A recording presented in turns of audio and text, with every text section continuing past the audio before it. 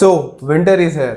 While it's a magical season, लेकिन इसके साथ बहुत कॉन्स भी जुड़े हैं, जैसे कि लोग बहुत ज़्यादा बीमार पड़ते हैं। तो आज हम इसी के बारे में डिस्कस करने वाले हैं डॉक्टर गौरव मित्तल के साथ, जिनको इस फील्ड में 15 साल से ज़्यादा का एक्सपीरियंस है, और साथ में कुछ टिप्स भी जानेंगे कि हम अपने और अपनी फैमिली को कैसे हेल्दी रख सकते हैं इन सर्दियों में। So doctor Gaurav, there is a question जो कि सबके दिमाग में आता है कि इन ज़्यादातर सर्दियों में लोग, आई थिंक कंपैरेटिव टू गर्मियाँ, बहुत बीमार पड़ते हैं। ऐसा क्यों है, मतलब according to you? Hi everyone. ऐसा जैसा कि निखिल कह रहे हैं कि सर्दियों में ज़्यादा बीमार पड़ते हैं, यस, फ्लू, कोल्ड, ये सब बहुत ज़्यादा होता है। लेकिन हम ओवरऑल इंसिडेंस देखें तो गर्मियों में भी कम नहीं पड़ते हैं, वहाँ पे डायरिया, ये सब प्रॉब्लम्स होते हैं। करेक्ट। मेन प्रॉब्लम जो हमें परेशान करता है वो फ्लू एंड कोल्ड, वो सब सर्दियों में दिखाई देता है। रीज़न बीइंग ठंड इतनी ज़्यादा होती है, अभी फ्रीजिंग टेम्परेचर हो रखा है, 0 डिग्री है हमारे दिल्ली में टेम्परेचर। तो हम कोजी रहते हैं, आसपास अपने ब्लैंकेट्स और हीटर ये सब ऑन रहता है, जिस वजह से स्प्रेड बढ़ जाता है with in a family, with in a society, with in a community. Spread of virus बढ़ जाता है। Okay, that's fascinating. एंड अब इतनी सारी दिक्कतें आ गई हैं सर्दियों के साथ, तो आपको हमें ये भी बताना पड़ेगा कि हम अपनी लाइफस्टाइल में क्या चेंजेस करें या कैसे हेल्दी रहें बेसिकली इन सर्दियों में। श्योर, थोड़े बहुत चेंजेस ही करने हैं, बहुत ज़्यादा चेंजेस लाने की ज़रूरत नहीं है। तो हमें ये सर्दियों के प्रकोप से बचने के लिए कुछ बेसिक नॉर्म्स फॉलो करने पड़ेंगे। फर्स्ट वन बीइंग, जब भी हम अच्छे से खाना पीना अपना अच्छा रखेंगे, डाइट की क्वालिटी एंड क्वांटिटी को मेंटेन रखेंगे, इनफैक्ट इंप्रूव करेंगे अपनी सर्दियों के अंदर, ताकि हमारी इम्यूनिटी अच्छी रहे। सेकेंड इज, हम अच्छे से पानी पिएंगे। सर्दियां हैं तो अपने आप को हाइड्रेटेड रखना बहुत ज़रूरी है। थर्ड थिंग इज एक्सरसाइज, ज़रूरी है। काफ़ी लोग, 80% लोग अपना एक्सरसाइज का रूटीन छोड़ देते हैं क्योंकि ठंड हो रही है बहुत ज़्यादा, हम कैसे जा सकते हैं, किस टाइम जाएं, काफ़ी सवाल होते हैं। तो लेकिन एक्सरसाइज करनी है, अच्छे से कपड़े पहन के रखें और एक्सरसाइज करें। जहाँ हम कपड़े पहनने की बात करते हैं, वहीं हमें ये ध्यान रखना है कि सर्दियों में लेयरिंग में क्लोथिंग की जाए। 3 से 4 लेयर ऑफ कपड़े पहने, डिपेंडिंग कितनी ठंड है। इस ठंड में तो I think 4 layer of cloth should be enough. And बच्चों को +1 लेयर पहना के रखें, जितना आप पहनते हैं एडल्ट्स के लिए। तो हर age group, specially in the elderly, this is very important कि उनको अच्छे से कपड़े पहन रखे हों। मल्टीपल लेयर ज़रूरी है। Last and most important thing is supplements as per age ज़रूरी है कि सर्दियों में लिए जाएं। गर्मियों में आप फिर भी एक बार स्किप कर सकते हैं, भूल गए, नहीं ले पाए, वॉटेवर, लेकिन सर्दियों में लेने ज़रूरी है to maintain your immunity, to fight from this infections, ताकि ये बार बार फ्लू, कोल्ड, ये सब आपको ना हो एंड आप हॉस्पिटलाइजेशन के रिस्क को कम कर सकें। Thank you doctor. सब डिस्कस कर रहे हैं कि फ्लू वैक्सीन, मतलब हमें क्या अपने आप को फ्लू वैक्सीन से प्रोटेक्ट करना चाहिए चेंज इन वेदर के बाद? प्री कोविड और पोस्ट कोविड एरा के अंदर काफ़ी कुछ चीज़ें बदल गई हैं एंड उसी में पॉपुलर हुआ है फ्लू वैक्सीन। पहले वायरसेस बहुत अनकॉमन थे, हो रहे हैं, 2-3 दिन में ठीक हो जाता था एपिसोड, किसी की क्वालिटी ऑफ लाइफ को ख़राब नहीं करता था। But now with the changing environment, post Covid में देखा गया है, एक वायरल इन्फेक्शन हुआ, 5 to 10 डेज ले गया। If you are working in आपकी कॉर्पोरेट सेक्टर में आप काम कर रहे हैं, वहाँ पे आपकी वर्क लाइफ बैलेंस ख़राब हो जाएगा। तो इसके लिए ज़रूरी है कि हम अपने आप को इन चीज़ों से बचा के रखें। इसके लिए फ्लू वैक्सीन का यूज़ होने लगा है। This is a very good vaccine, काफ़ी कंपनीज़ की आती है, जो भी आपको ठीक लगे। It is somewhere in the range of 1500 to 2000 rupees की रेंज में लगता है, एंड ये लगवाना चाहिए for all the age groups from the age of 6 months to 90 years। So this is available for all, मतलब हर एक एज ग्रुप के लिए अवेलेबल है, और ईयरली लगना चाहिए। So per year we should get vaccinated. जब भी आप वैक्सीन लगवाएंगे उसके ऊपर एक ईयर लिखा होगा, 2024 से 2025, ये वैलिड फॉर 1 ईयर है। ओके, तो लेटेस्ट वर्जन लगवाएं, ये ध्यान रखिए। एक और मिसकंसेप्शन है या फिर ट्रुथ है, वो आप ही बता सकते हैं, कि लोग बोलते हैं कि सर्दियों में क्राउडेड प्लेसेस में जाना थोड़ा अवॉइड करो। बिल्कुल ठीक है। What is the reason behind this thing? जितना हो सके उतना अवॉइड करना चाहिए, बिकॉज सर्दियों के अंदर वायरल इन्फेक्शन कॉमन है, एज वी जस्ट डिस्कस्ड। तो उनका स्प्रेड भी बहुत ज़्यादा होता है। जब आप क्राउडेड प्लेसेस में जा रहे हो, बाहर का खाना खा रहे हो, तो वहाँ पे स्प्रेड होना बहुत कॉमन है।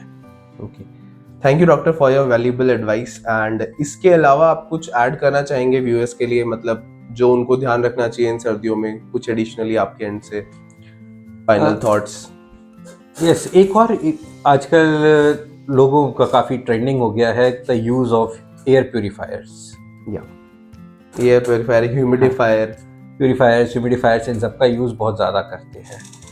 आई वुड से कि जहाँ पर जिस घर में या तो एल्डरली हो जिनको कोई सांस की प्रॉब्लम हो, या बहुत बच्चे हों जिनको सांस लेने पे कांस्टेंट प्रॉब्लम बनी हुई है, उनके घर में यूज़ करना चाहिए।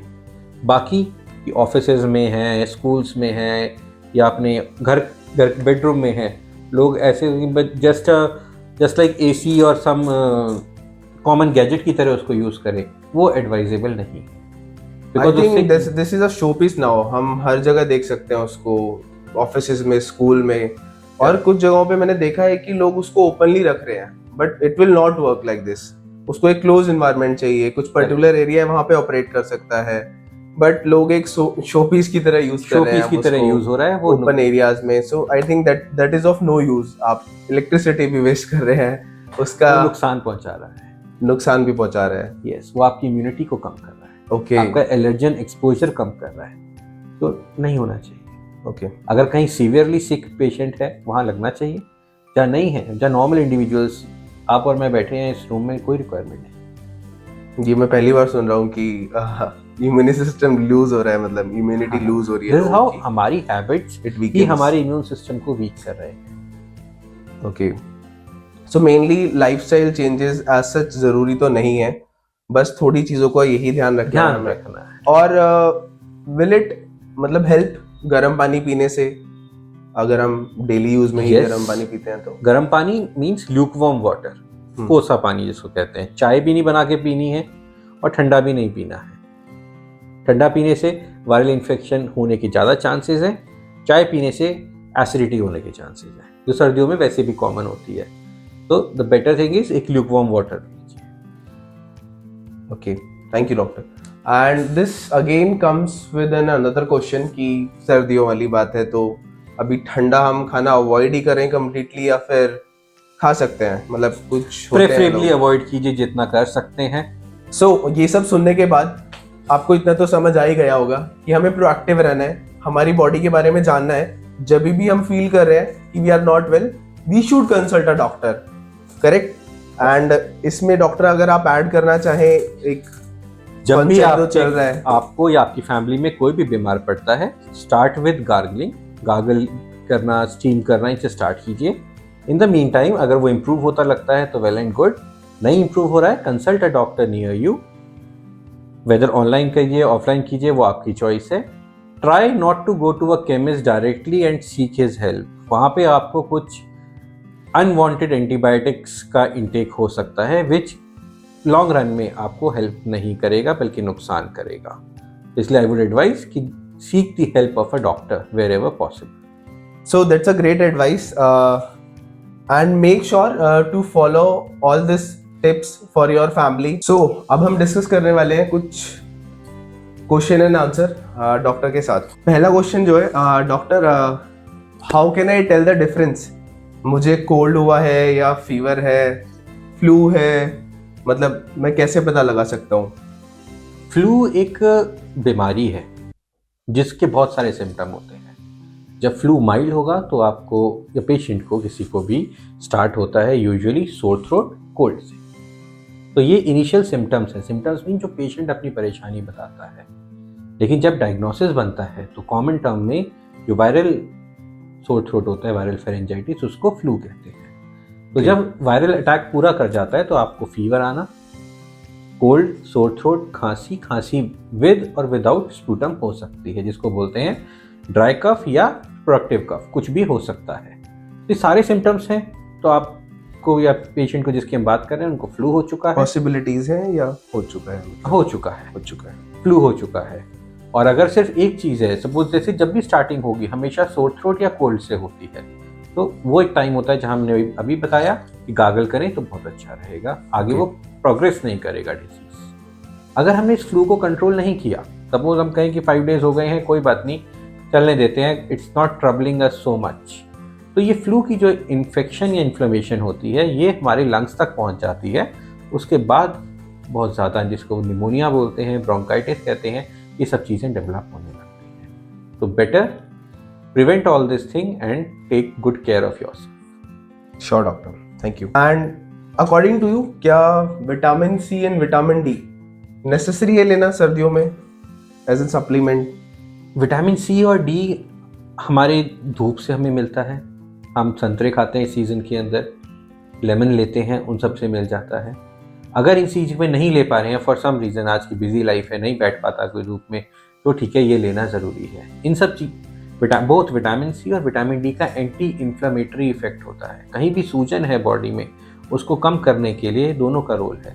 तो स्पेशली सर्दियों के अंदर लेते रहना चाहिए, ये अच्छा रहता है। एक और सवाल है लोगों का, जैसे सर्दियों में should I go for exercise, can I go for the exercise, मतलब क्योंकि मेरे को पसीने आएंगे बाहर, ठंड तो नहीं लग जाएगी मुझे एक्सरसाइज करने से? तो रिस्क होता है जब आप सर्दियों में जा रहे हैं, यस एक रिस्क है कि आपको पसीने ज़्यादा आएंगे, ठंड लगेगी, सब कुछ हो सकता है, लेकिन अगर आपने अपने आप को हाइड्रेट अच्छा कर रखा है, लेयरिंग में क्लोथ्स पहन रखे हैं, टोपी पहन रखी है, ग्लव्स पहन रखे हैं, तो अच्छे से जाइए एक्सरसाइज करने के लिए।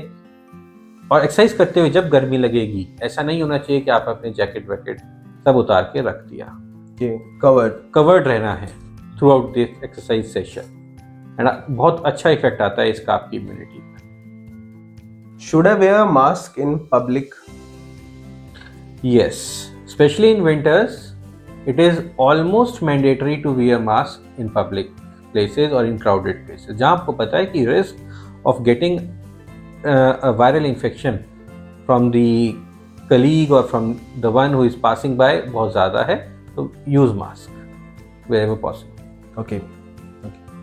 So the next question will be, what are the best foods, super foods अभी सर्दियों के लिए जो मेरी इम्यूनिटी बूस्ट कर दें बस खाते सुपर ही? फूड्स वही हैं जो हमारी दादियाँ कहा करती थी खाना खाने के लिए, कि ड्राई फ्रूट्स खाओ, और वो सब चीज़ें जो आजकल हम खाना पसंद नहीं करते हैं, कि दूध में हल्दी डाल के पी लें, लड्डू खा के एक